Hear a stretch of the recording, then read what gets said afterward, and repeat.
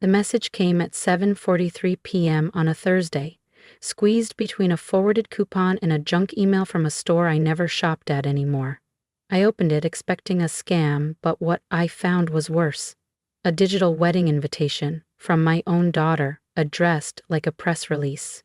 Please join us virtually for the wedding of Elena Whitmore and Nathan Jameson, streaming live at 3 p.m. EST via the link below. No phone call, no card, no voice, just a hyperlink. I stared at the screen for a full minute before I even breathed. The link blinked at me like an accusation. I closed my laptop and sat still, feeling something shift inside my chest, like a drawer slammed shut without warning. My daughter, my only child, was getting married, and I wasn't even worth a chair at the ceremony. The irony didn't miss me. I'd raised her alone for 25 years, through fevers and spelling bees, through breakups and college essays. I taught her how to hold a fork and how to hold her ground. I gave up vacations, bonuses, a corner office, all for field trips and sleepover pickups. And yet, here I was, not invited to the room, just the stream. I called her, straight to voicemail. I texted, delivered. No reply. I sat back and looked around the living room.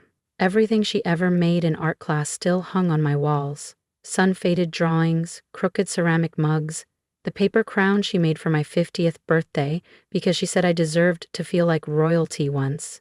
And now she was marrying into a family that thought I didn't belong in the photos. My sister Dana called later that night. "Did you get the email?" she asked, her voice already too gentle. "I did," I replied. "Virtual attendance, very modern." She exhaled sharply. "I'm sorry, Jules, I really am. Elena's been different lately. Nathan's family is very curated." "Meaning?" I asked. "Meaning they didn't want anyone too rough around the edges?" I laughed, cold and short. "Is that what I am now? An edge? They want polished, controlled, a certain kind of look. You know, moneyed but humble, not single mom with a security firm in her garage." I didn't respond. I just looked at the laptop again. Streaming link, password protected. Pre-event slideshow at 2:45 p.m. EST. I clicked it once, out of curiosity, and was brought to a page with a countdown, soft instrumental music, and placeholder text. The Whitmore Jameson wedding, a celebration of legacy and love. Legacy, funny word. They meant Nathan's legacy, of course. Country club roots, a law firm inherited, ties to senators. But I had a legacy too. Built-in long shifts, scraped savings, and the kind of love that doesn't look good in family newsletters but builds futures anyway. And if they thought I was going to sit on my couch in silence while they erased me from the biggest moment of my daughter's life, then they didn't know me at all. She told me to stream it, so I would. But not how she expected, because sometimes the best kind of invitation is the one they forget they sent. And sometimes the best seat in the house is the one with a broadcast button. The next morning, I pulled the blinds open to let in the light and stared at my reflection in the window for a long time. Same woman they'd always underestimated. Same mother they'd stop thanking once the hard work was done. But something in my expression had changed, overnight. I wasn't hurt anymore. I was clear. Elena wanted me to watch her wedding from behind a screen. Fine. But she didn't say how I had to watch, and if I was going to be treated like a stranger, I might as well act like one.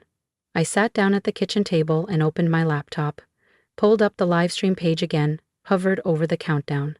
3 days left. 3 days until the ceremony. I thought about what I could do in 3 days, and then I remembered the cameras, the ones I'd installed myself when I built my private home security business out of this very house. The same cameras I'd used to catch a thief at the neighbors, to prove harassment at a local diner, to stop a false insurance claim in its tracks. I had equipment. I had bandwidth. And more importantly, I had stories. Mine. Ones I'd never told publicly. Because I never needed to. Until now. I called Rachel, my editor. "You still freelance?" I asked. "Always," she said. "You got something for me?" "Maybe," I said. "You've ever edited live feeds?" She laughed. "Is this legal?" "Everything I've built is mine," I replied. "The story's mine too." I spent the next 72 hours setting up, Not hacking, not invading, just producing. I filmed myself at my desk, surrounded by Elena's childhood photos, explaining who I was. Not as a victim, not as a bitter mom, but as a woman who'd been written out of a script she helped write. I dug out old footage. Elena's 5th grade spelling bee, the night we built her science project volcano, her first job interview, prep. I stitched it together with narration. Me, calm, composed, telling the truth, not slandering, not raging, just revealing. You told me to stream the wedding, I said into the camera. But before I watch you promise your future to someone else, I want the world to see who helped you survive your past. I embedded the video on a private page, password protected. Then I bought a domain, motherswhobuilt.com. The placeholder video sat there in silence, waiting. I didn't post it, not yet. Timing mattered. The stream had to hit when eyes were already watching. That's when they'd see the other feed, the one they didn't expect, and yes, I knew it would sting. But what they didn't understand was that I wasn't doing this to embarrass Elena. I was doing it to remember her. The version of her who used to fall asleep in the back seat while I worked night shifts. The girl who once wrote a poem that said, "My mom's hands smell like coffee, and they fix everything." That girl forgot me. So I was going to remind her, not in anger, in clarity. Because if they wanted a story worth streaming, I was going to give them one. The day before the wedding, I drove past the boutique where Elena used to dream about buying her gown. It was closed now, the display window empty, mannequins gone. She hadn't picked her dress there. She'd gone somewhere in Manhattan, upscale and antiseptic, a place her fiancé's mother recommended. One that didn't allow walk-ins, let alone walk-ups. I remember calling her the week she went. "Send me a picture," I'd said. "I want to see what you chose." She'd paused. "You'll see it online," she replied. "Don't spoil it for yourself." That was when I first suspected the wedding wasn't mine to witness. It was a production, a curated event for curated people, and I didn't fit the brand. I pulled back into my driveway and walked into my home, past the walls of photos she never asked me to take down, past the garage that once held a crib before it became my command center. Rachel had sent me a cut of the video. It was good, clean, heartbreaking, hopeful. We kept it under 6 minutes, long enough to matter, short enough to share. We framed it not as a call out, but as a call in. To the children who've forgotten their roots, the final line read, and the parents still holding them steady. That afternoon, a package arrived on my porch. No note, no card. Just a box with a return address I didn't recognize. Inside, a gift basket with a single item tucked among the wine and lavender lotion. A silk sleep mask embroidered with the words, "Thanks for understanding." I stared at it, hands trembling. Not a wedding favor. Not a mistake. A message. Soft, stay quiet, and stay asleep. I held it for a long time, then calmly walked over to my studio setup and hit record. "They sent me this," I said to the camera, holding it up, so I'd sleep through the ceremony. I let the silence hang for a beat. But I've been wide awake for years. I uploaded the updated clip and scheduled it for release. It would go live at 3:05 p.m. EST, 5 minutes after the wedding stream started. Same time zone, same platform, same title structure. Just a different truth. I didn't hack anything. I didn't crash their feed. I simply mirrored it. Where they gave curated vows, I offered context. Where they painted perfection, I streamed memory. I sent the link to 5 people. 1 journalist, 1 blogger, 2 mothers I knew who'd been cut out of their children's milestones. And Rachel, let it speak, I told her. If it's real, it'll carry. She nodded. And if Elena sees it, then she sees it, I replied. Maybe for the first time in years. Because this stream wasn't for her guests. It wasn't for me either. It was for the girl she used to be, the one who used to hold my hand and say I was the only person who ever saw her clearly. If she'd forgotten, then it was time she remembered. At exactly 2:45 p.m., the placeholder screen on the official wedding stream flickered to life. Soft piano music played under a slow-motion slideshow of Elena and Nathan, sunsets, vineyards, brunches, foreign cities that still smelled like someone else's money. The chat flooded with comments from guests across the country. So elegant, picture perfect. She's glowing. I watched from my desk. Window cracked open to let in the sound of spring wind and a world that hadn't noticed what was missing. I didn't cry. I didn't flinch. I just opened a second tab, My Stream, motherswhobuilt.com.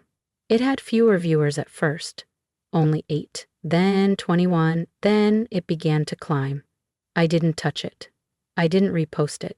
I just watched the numbers grow, like truth waking up. At 3:02, the wedding camera cut to the aisle. The flower girl began her slow march. Guests shifted in their seats. The official commentary whispered about legacy, about love, about family bonds. And at 3:05, my video went live. It opened with my voice, not loud, not bitter, just steady. My name is Jules Whitmore. You don't know me, but you know my daughter. She's getting married today, and I was told to watch it online, so I am. But first, I want to tell you what you're not seeing. The footage rolled, Elena at age 7, dancing in the living room while I clapped in my work uniform. Her middle school graduation, where I stood alone in the back because I was late from shift. Her teenage years, when we fought about curfews and fear. Her college dorm drop-off, when I carried the heavy box because Nathan had a sprained wrist. And then the silence. The year she stopped answering my calls. The new voice that answered her phone. The engagement party I heard about on Facebook. I told the story calmly. I told it without rage, just truth. And I ended with this. I don't need to be in the photos. I don't need a toast. But I do need you to know I was there, all behind the screen. Behind the scenes, behind the woman you're about to watch walk down that aisle. At 3:11, the comments began. Is this real? I can't stop crying. This is the stream that matters. Someone linked it under the wedding stream chat. It was quickly deleted, then reposted, then screen captured, then shared on Twitter, then picked up by a parenting forum. By 3:17, my view count had passed the weddings. By 3:22, the wedding site froze for several guests trying to load both. I didn't celebrate. I didn't gloat. I just sat there in my worn desk chair, the one Elena helped me assemble years ago, and let it unfold. Because this wasn't about sabotage. This was a reminder that while they staged the perfect image, the truth was also live, and it didn't need lighting or florals, it just needed eyes. At 3:27 p.m., my phone buzzed with the first call. Unknown number. I let it ring. A minute later, another. This one I recognized. Dana. I answered. Jules? She said, breathless. Elena's freaking out. She saw it, I asked. They're all seeing it, Dana said. Someone put the link in the group chat. Then it spread. The guests are watching both streams side by side. Some of them are asking questions. Good, I said quietly. It's not malicious, she added. But it's hitting hard. Truth usually does. There was a pause. I think she's coming undone. Or coming undone from the lie, I said. I hung up before she could say more. My email pinged next. A message from someone named Amelia. Subject, thank you. She wrote, I haven't spoken to my mother in 10 years. I just sent her your stream. Underneath another message came in, and another. The numbers climbed. So did the names. Not all mothers, not all daughters, just people. People who'd been cut out. People who'd done the cutting. The video was being called a mirror, a reckoning, a love letter. Meanwhile, the wedding continued. Elena had walked down the aisle. I saw the footage later, muted and out of sync, her face pale under the soft light. She looked beautiful and vacant, like she wasn't sure which version of her day was real anymore. At 3:40, I received a text from her number. One sentence. Why would you do this to me today? I didn't reply, because this wasn't about doing something to her. It was about doing something for myself, for the mother I'd been, for the silence I'd been asked to swallow, for every moment I'd been erased from a story I lived, every line of, at 3:52, I posted once on my personal page, she told me to watch. So I let them see. I didn't tag her. I didn't tag anyone. I just let it sit there. And like the video, it caught. By the time the vows ended, by the time they kissed, by the time they turned to face their cheering crowd, My stream had crossed 1.3 million views. I hadn't bought promotion. I hadn't paid for reach. I had just told the truth, simply, softly, relentlessly, and the world had recognized it. That night, I turned off all the lights in my house and watched the room glow with the screens I had wired myself, the same ones I once used to keep Elena safe while she slept upstairs.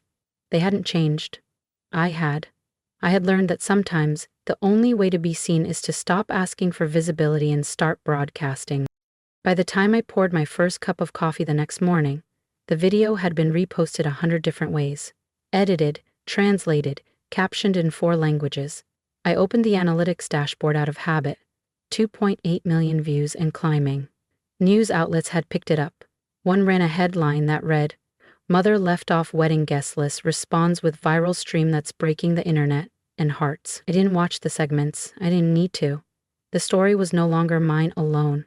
It had become a mirror held up to every parent who'd sacrificed without ceremony, every child who'd rewritten their history for optics. My inbox overflowed. A producer from a talk show reached out. A publisher asked if I'd write a book. A nonprofit offered a speaking slot. I declined them all. Not out of bitterness, but because the message had already been delivered, and the person it was truly for still hadn't called. Elena hadn't said a word. But someone else had. Her new husband. At 11:13 a.m. EM, an email arrived. Subject, respectfully. It was from Nathan. He wrote, "I didn't know the full story. I thought you were distant by choice." That's how Elena framed it. "I watched your video twice. It changed everything. I'm sorry." He ended with a line I didn't expect. "If you're willing, I'd like to meet. No cameras, just truth." I stared at the message for a long time. Not because I didn't know what to say, but because I realized I finally had a choice. All my life I'd been reacting, adapting, absorbing, but now, for once, I could respond from power. Not anger, not hurt, just clarity. I typed a single sentence. "Let's talk after the dust settles." Then I signed it, not Mom, not Mrs. Whitmore, just Jules. That evening Rachel called. "You okay?" she asked. "I think I am," I said. "More than I expected." "You know what people are calling this?" she asked. "The quiet revolution. A new kind of resistance?" I smiled. "All I did was speak." "Exactly," she said. "And in doing so, you gave permission." I sat by the window after we hung up, watching the sun lower behind my neighborhood. The same neighborhood I used to walk Elena through in a stroller, pointing out flowers, stopping to wave at every dog. I wondered if she remembered any of that, if the girl who once called me her hero could see past the image of the woman she'd asked to sit out of frame. Maybe. Maybe not.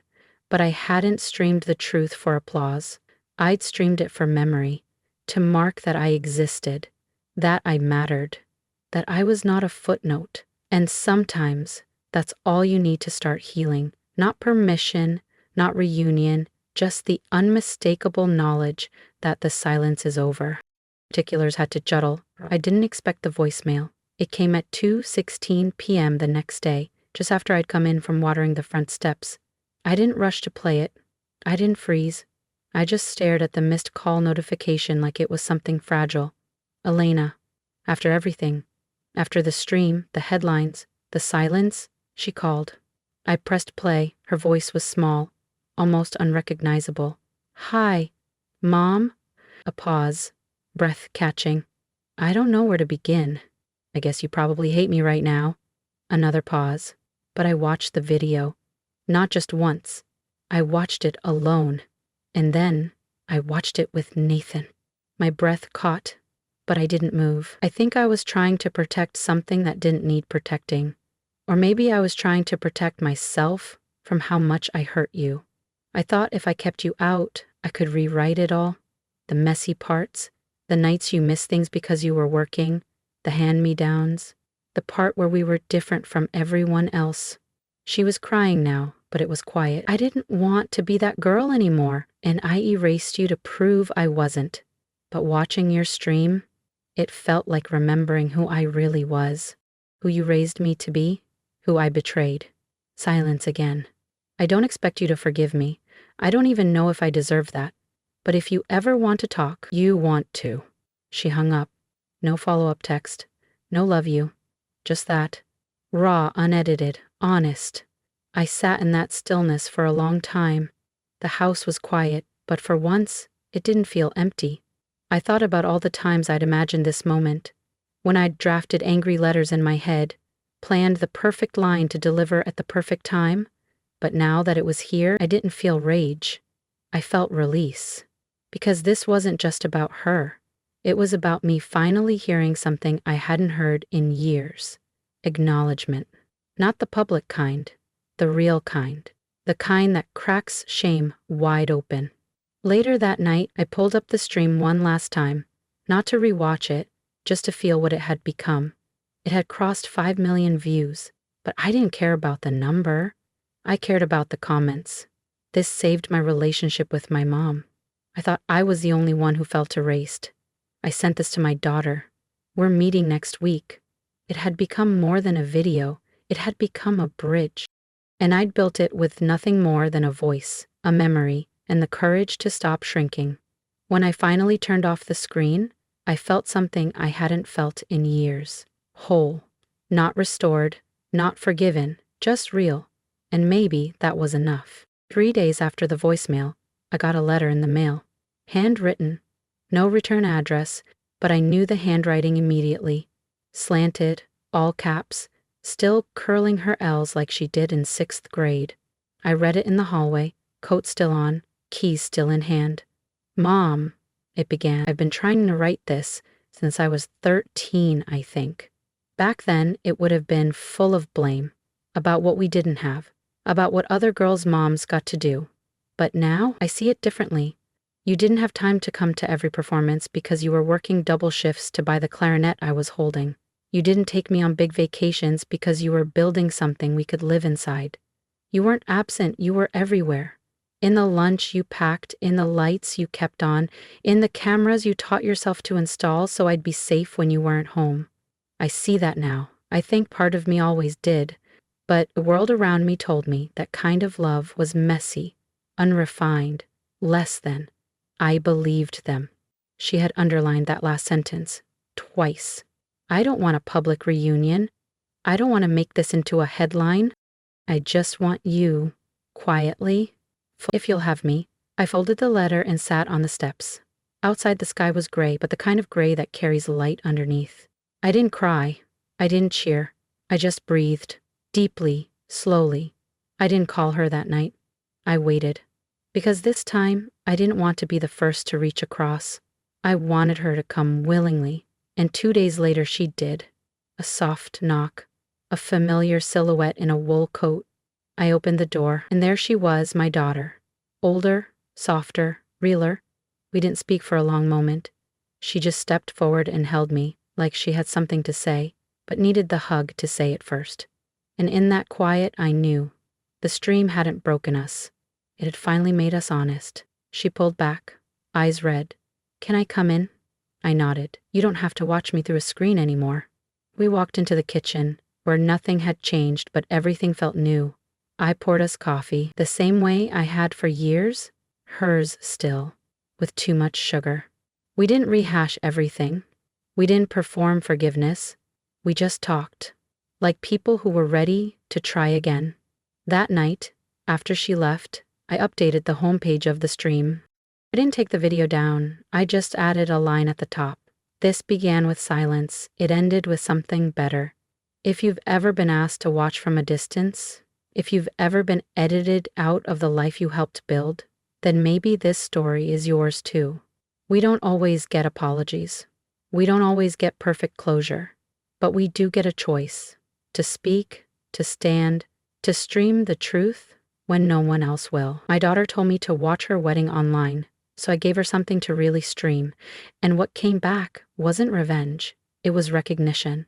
And for the first time in years, it felt like I'd finally been seen.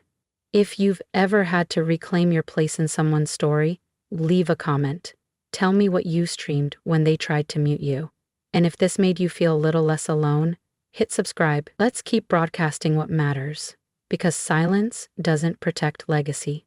Truth does. Silence may feel safer.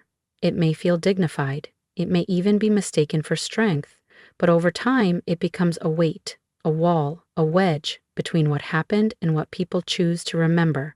And if we don't speak, someone else will write our parts for us, and they'll write them in pencil, ready to erase. But truth, that's permanent ink. It stains, it stays, and it shapes the next chapter. Telling the truth, even when your voice shakes, even when no one wants to hear it, is how we reclaim not just our place in the story, but our power to shape its meaning. It's how we honor the version of ourselves who kept showing up, quietly, without applause, without a spotlight. So to anyone who's ever been asked to stay silent for the sake of peace, I say this: peace built on erasure isn't peace, it's performance. And you deserve better. Your legacy deserves better. Keep broadcasting, keep remembering out loud, because when you speak the truth, you don't just protect your story. You make space for others to step out of the shadows and say, "Me too."